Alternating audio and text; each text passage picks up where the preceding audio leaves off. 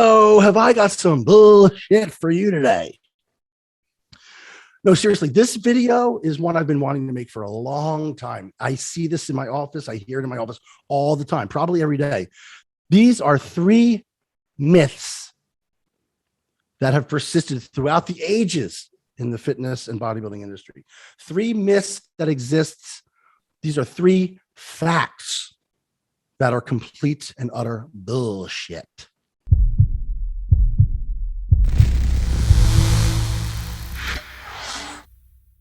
So this is near and dear to my heart because I hear them all the time. I know they exist. They're out there. They're not going anywhere. They've been around for decades. I'm here to squash three of them. Shaping movements versus mass movements. The concept that there are certain movements in the gym that are shaping movements and other movements that are mass movements. Complete crap. And yet it's still spouted. Like I said, it's some of the top guys in the industry. I see it all the time. You want to start off with your mass movement. Your compound movements, your mass movement. And then your single joint movements, your shaping movements. Let's get into this a little bit because this is pretty interesting that people still hold on to this.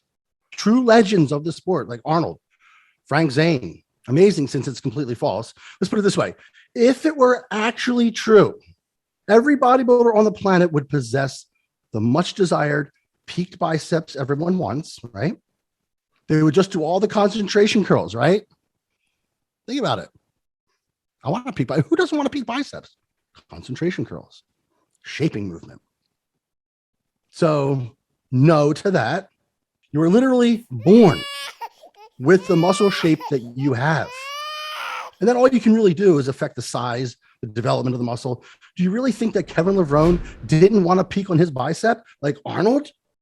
Of course he did. He was just never able to develop it. You see all through his career, his double biceps, the biceps were long and flat. Don't you think he would have been like, with my base of knowledge, I know I could do concentration curls and put that peak on. He just didn't think to do that. Or maybe he just didn't want peaked biceps. Of course he did. His bicep shape is long and flat. This is not a cut on Kevin. Just a genetic muscle shape, he had in his biceps.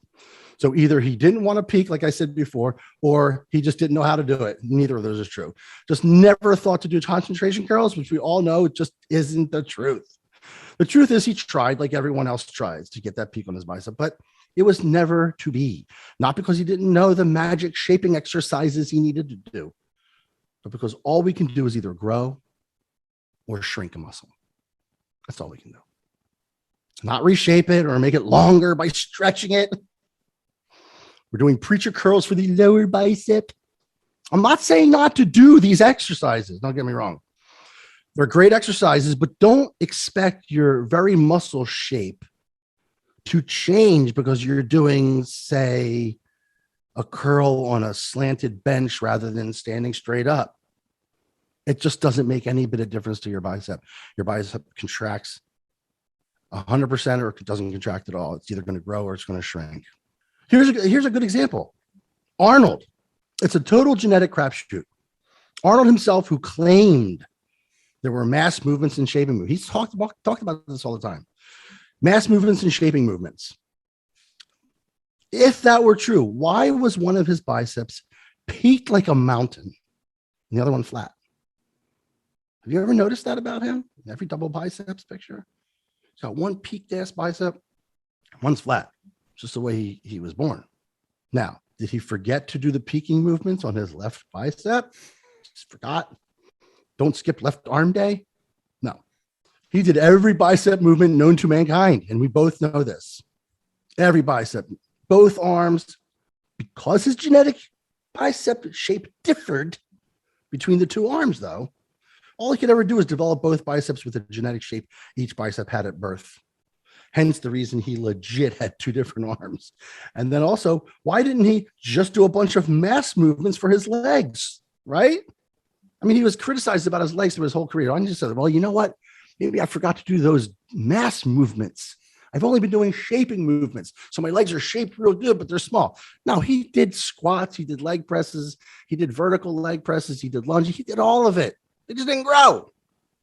The discrepancy upper to lower body with him.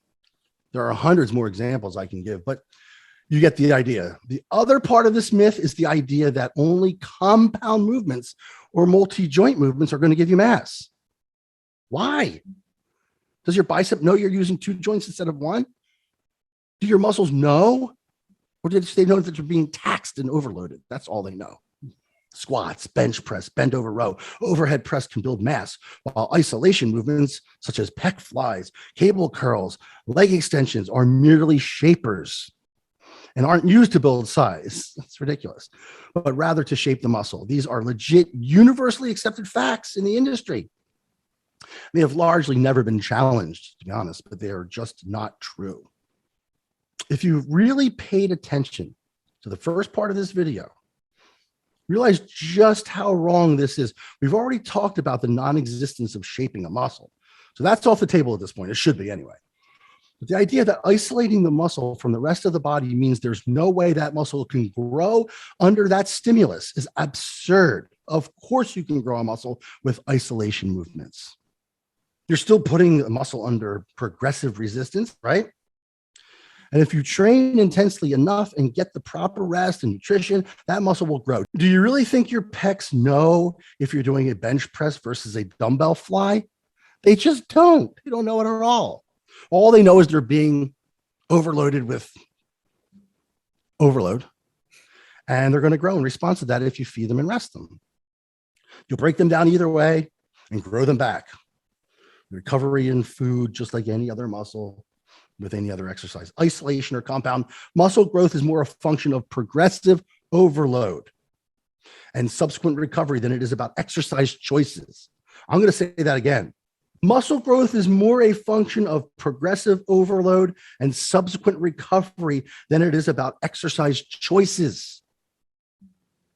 I've seen people with bad shoulders hurting themselves trying to do heavy bench presses because they're convinced that that's the only way to build a big chest. About really coming up with some ineffective and damaging paradigms. That right there. Well, I have to heavy bench. Heavy bench is the only way to get pecs. With shitty shoulders, it's the best way to get shittier shoulders. That's about it. Or no, I can't do. I know my wrists are bad, but I can't do those curl bar curls because straight bar curls for mass. Really? So if you go from here to here with your curls, your biceps aren't going to notice anymore. Here, growth. Here, nothing. Think about that for a second. Come on, guys. Trying to do barbell bent rows because someone told them that's the only way to get a big back. Nonsense. I take them off the bench press and I put them on modified pec flies and their pecs grow and shoulders are spared. I'll take the person off the bent rows and put them on seated supported rows. And that allows back growth without further destruction of their spine. Locking your mind into these false paradigms that still permeate the industry is more destructive than constructive. So a little education goes a long way.